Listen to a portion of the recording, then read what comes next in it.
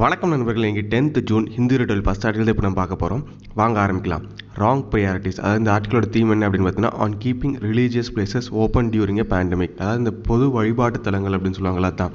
So அதை இந்த மாதிரி நோய் அதிகமாக பரவிட்டு இருக்கிற சமயத்தில் அதை இப்போ ஓப்பன் பண்ணுறது அப்படிங்கிறது எந்த விதத்தில் நியாயம் அப்படிங்கிறத பற்றின ஒரு ஆர்டிகல் தான் இது அப்படிங்கிறாங்க. Some things are better kept for later during a pandemic. அதாவது பார்த்திங்கன்னா சில விஷயங்கள் அப்புறமா பண்ணிக்கலாம் அப்படின்னு இந்த நோய் பரவிட்டு காலத்தில் பண்ணுறது அப்படி அதாவது அப்புறமா பண்ணிக்கலாம் அப்படின்னு சில விஷயங்களை நம்ம ஒதுக்கி வச்சிடணும் அப்படிங்கிறாங்க. And public worship is certainly one of them. அதாவது இந்த பொது வழிபாடு தலங்களாக இருக்குது பார்த்தீங்களா. ஸோ அதுவும் அப்புறமா ஒதுக்கி வைக்கிற ஒரு சில விஷயங்கள் அதுவும் ஒன்று தான் அப்படிங்கிறாங்க. When epidemiologists were recently polled in the US on when they would think of attending religious service, 43% of our 200 respondents said they would consider that in 3 months to a year, and an equal number said not for 1 year. அதாவது எபிடமியாலஜிஸ்ட் அப்படின்னு பார்த்தீங்கன்னா இந்த நோய் தொற்று இது பண்ணுறாங்க பார்த்தீங்களா, அதில் இது பண்ணிட்டு இருக்காங்க அந்த டாக்டர்ஸ்லாம் இருக்காங்க பார்த்தீங்களா. அவங்க பார்த்தீங்கன்னா அவங்கக்கிட்ட ஒரு சர்வே எடுத்திருக்காங்க. அதில் 200 பேர்கிட்ட சர்வே எடுத்ததில் 43% என்ன சொல்லியிருக்காங்க அப்படின்னு பார்த்தீங்கன்னா, நாங்கள் இந்த மாதிரி பொது வழிபாட்டு தலங்களுக்கு 3 மாதத்துக்கு அப்புறம் 3 மாதத்துலேருந்து 1 வருஷத்துக்கு அப்புறம் தான் நான் அங்கே போய் நாங்கள் இனிமேல் அங்கே போக போகிறோம் அப்படின்னு கிட்டத்தட்ட 43% பேர் சொல்லியிருக்காங்க அப்படிங்கிறாங்க. அதே மாதிரி ஈக்குவல் நம்பர் ஆஃப் மக்கள் அதே ரெஸ்பாண்டன்ஸ் என்ன சொல்லியிருக்காங்க அப்படின்னு பார்த்தீங்கன்னா, நாங்கள் இப்போதைக்கு போகவே போகிறதில்ல, 1 வருஷத்துக்கு அப்புறம் தான் இந்த பொது வழிபாடு தலங்களுக்கு நாங்கள் போக போகிறோம் அப்படிங்கிற மாதிரி ஒரு ரிப்போர்ட்டை கொடுத்துருக்காங்க அப்படிங்கிறாங்க. Their caution on mass religious gatherings which do not lend themselves to physical distancing and have a history of amplifying the COVID-19 pandemic in more than one country should sober down governments that are keen to open religious places early in the unlock phase. So amplifying அப்படின்னா என்னென்னு பார்த்தீங்கன்னா அதிகரிக்கிறது அப்படின்னு சொல்லணும்னா தான். Sober அப்படின்னா பொறுமையாக இருக்கிறது இல்லை நிதானமாக இருக்கிறது அப்படின்னு சொல்லணும்னா தான். ஸோ அதாவது பார்த்தீங்கன்னா இந்த நோய் தொற்று அந்த வல்லுநர்கள்லாம் இருக்காங்க பார்த்தீங்களா, அவங்க எச்சரிக்கை உணர்வோடு இருக்காங்க அப்படிங்கிறாங்க. ஏன் அப்படின்னு பார்த்தீங்கன்னா இந்த மாதிரி பொது வழிபாடு தலங்களில் நம்ம அந்த சமூக விலகல் கடைபிடிக்கிறது அதெல்லாம் ரொம்ப கஷ்டம். அதே மாதிரி பார்த்திங்கன்னா நிறையா கண்ட்ரீஸில் இந்த மாதிரி இந்த பொது வழிபாட்டு தலங்கள்னால தான் இந்த கோவிட்-19 பேண்டமிக்கே அதிகரிச்சிருக்கு அப்படிங்கிற வரலாறு இருக்குது. ஃபார் எக்ஸாம்பிள் இந்தியாவிலே பார்த்திங்கன்னா டெல்லியில் அந்த மாநாடு ஒன்று நடந்துச்சு. அதுக்கப்புறம் சவுத் கொரியாலையும் பார்த்திங்கன்னா ஒரு சர்ச்சில் தான் அங்கே தான் கிட்டத்தட்ட ஒரு ஹாட்ஸ்பாட் மாதிரி இருந்துச்சு. ஸோ இந்த மாதிரி அதிகமான நாடுகளை இந்த மாதிரி பொது வழிபாட்டு தலங்களை தான் நோய் பரவறதுக்கே ஒரு அதிக காரணமாக இருக்குது. அதனால் கவர்மெண்ட்லாம் இந்த அன்லாக் ஃபேஸில் இந்த பொது வழிபாட்டு தலங்களுக்கு ஒரு விலக்கு அளிக்கிறத பொறுமையாக யோசித்து நிதானமாக முடிவெடுக்கணும் அப்படிங்கிறாங்க. Even with online registration, e-passes, distance marking and use of personal protective equipment by staff, gatherings in confined spaces go against the grain of infection prevention principles. So confined space அப்படின்னா ஒரு கட்டுப்படுத்தப்பட்ட இல்லை வரையறுக்கப்பட்ட அப்படின்னு சொல்லலாம் தான். ஃபார் எக்ஸாம்பிள் இப்போ கோயில் அதுக்கப்புறம் சர்ச் இந்த மாதிரி விஷயங்கள்லாம் பார்த்தீங்கன்னா ஒரு க்ளோஸ்டு ஸ்பேஸில் தான் இருக்குது. ஸோ அதான் கன்ஃபைன்டு ஸ்பேஸ் அப்படிங்கிறாங்க. ஸோ அது இந்த மாதிரி வழிபாட்டு தலங்களுக்கு யார் யார் வரலாம், அவங்களுக்கு இ பாஸ் கொடுக்கறது, ரெஜிஸ்டர் பண்ணி தான் வரணும். அதுக்கப்புறம் சமூக விலகுகளை கடைபிடிக்கிறது, அதுக்கப்புறம் அந்த ஸ்டாஃப்ஸ்லாம் இருக்காங்க பார்த்தீங்களா, அவங்கெல்லாம் அந்த ப்ரொடெக்டிவ் எக்யூப்மெண்ட் இது பண்ணுறது. ஸோ இந்த மாதிரி விஷயங்கள் இருந்தாலும் இந்த மாதிரி ஒரு க்ளோஸ்டு ஸ்பேஸில் தான் பார்த்திங்கன்னா அதாவது இந்த நோயை தடுக்கிறதுக்கான சில கொள்கைகளாக இருக்குது பார்த்தீங்களா, அதுக்கு எதிராக தான் இந்த மாதிரி விஷயங்கள்லாம் இருக்குது. அதனால தான் நோய் பரவறதே இந்த மாதிரி இடங்களில் ஜாஸ்தியாக இருக்குது அப்படிங்கிறாங்க. இவ்வளோ நம்ம ரெஸ்ட்ரிக்ஷன் இருந்தாலும் it is heartening that some temple boards, churches and Islamic religious bodies have wisely decided to remain closed. So heartening அப்படின்னா உற்சாகமாக இருக்கிறது இல்லை ஒரு நம்பிக்கை தரும் விஷயமா இருக்கிறது அப்படின்னு சொல்லலாம் தான். ஸோ இந்த மாதிரி சமயத்தில் சில அதாவது டெம்பிள் அதுக்கப்புறம் இந்த இஸ்லாமிக் இதெல்லாம் பார்த்தீங்கன்னா ஒரு நல்ல ஒரு நம்பிக்கை அளிக்கக்கூடிய ஒரு முடிவு எடுத்திருக்காங்க. அதாவது நாங்கள் க்ளோஸ் பண்ணியே வச்சுருக்கோம், இந்த பேண்டமிக் இதாகிற வரைக்கும் நாங்கள் க்ளோஸ் பண்ணியே வச்சுருக்கோன்னு ஒரு நல்ல முடிவை கொடுத்துருக்காங்க, நல்ல முடிவு எடுத்திருக்காங்க. ஸோ அது ஒரு நம்பிக்கை தரும் விஷயமா இருக்குது அப்படிங்கிறாங்க. As among the top 5 virus affected nations, India cannot afford to create conditions that led to mass transmission. So India பார்த்தீங்கன்னா கிட்டத்தட்ட உலகத்திலே இந்த கோவிட்-19 பாதிக்கப்பட்டதில் முதல் 5 இடத்துல இருக்குது. ஸோ அதனால் இந்தியா இந்த மாதிரி வழிபாடு தலங்களை ஓப்பன் பண்ணி இந்த சமூக பரவலை வழி நடத்துகிற மாதிரி விஷயங்களை இந்தியா பண்ணுறது தவிர்க்கணும் அப்படிங்கிறாங்க.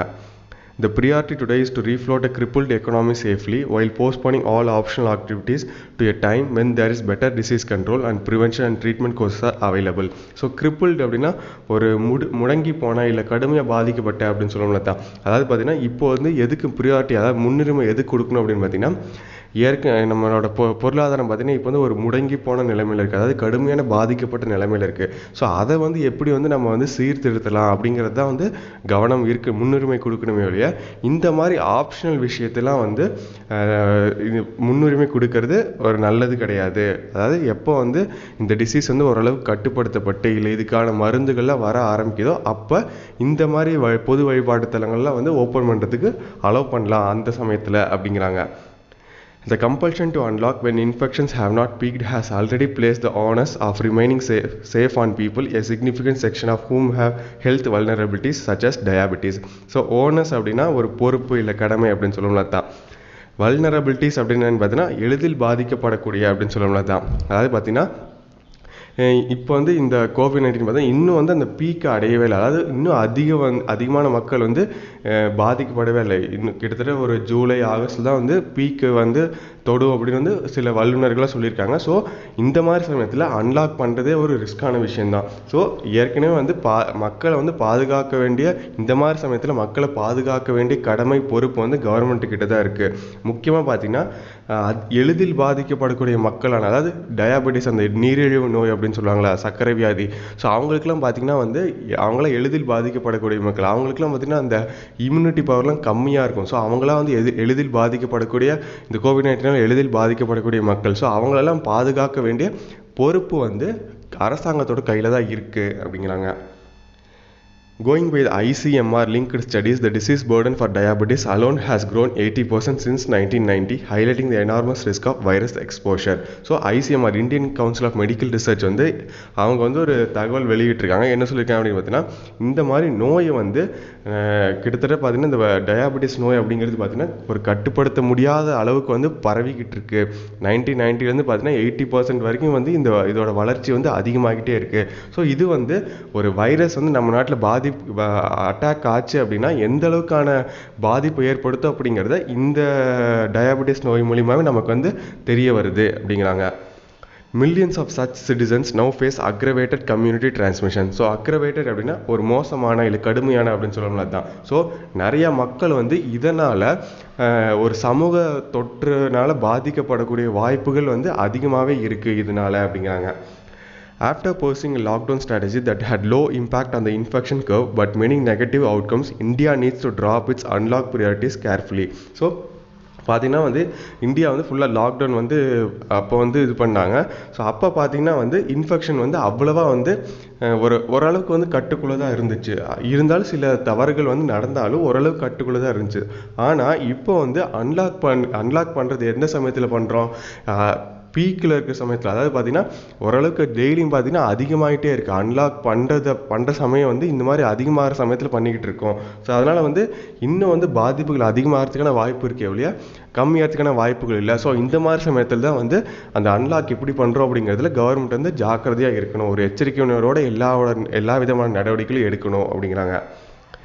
It must show the political will to enforce norms on public behavior such as mask wearing and physical distancing. So அதனால் அரசாங்கம் வந்து அரசியல் ரீதியாக வந்து நிறையா திட்டங்கள், அதாவது சட்டங்களை போடணும். கண்டிப்பாக வந்து ஃபேஸ் மாஸ்க் போடணும், முகக்கவசம் அணியணும், அதுக்கப்புறம் வந்து சமூக விலகலை வந்து கடைபிடிக்கணும். இந்த மாதிரி விஷயங்களுக்கெல்லாம் வந்து ஒரு கடுமையான ஒரு சட்டத்தை வந்து கொண்டு வரணும் அப்படிங்கிறாங்க அரசியல் ரீதியாக.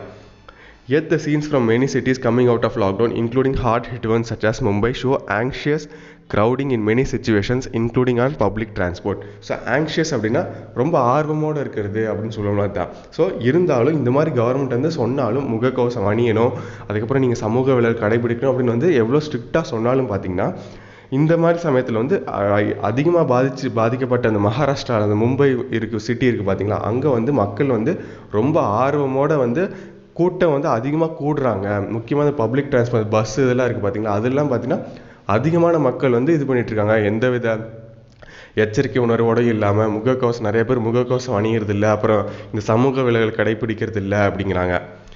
Night curfews are weakly enforced. So அந்த நைட் கர்ஃப்யூஸ் அப்படின்னா சாயந்தரம் 7 மணிலேருந்து காலையில் 6 மணி வரைக்கும் பார்த்தீங்கன்னா கண்டிப்பாக அந்த ஸ்ட்ரிக்டாக அந்த லாக்டவுன் இருக்கணும் அப்படின்னு சொல்லியிருக்காங்களே. ஸோ அதெல்லாம் பார்த்தீங்கன்னா நடைமுறையில் வந்து அவ்வளோ வந்து ஒன்றும் தீவிரமாக இல்லை அப்படிங்கிறாங்க, யாருமே கடைபிடிக்கல அப்படிங்கிறாங்க.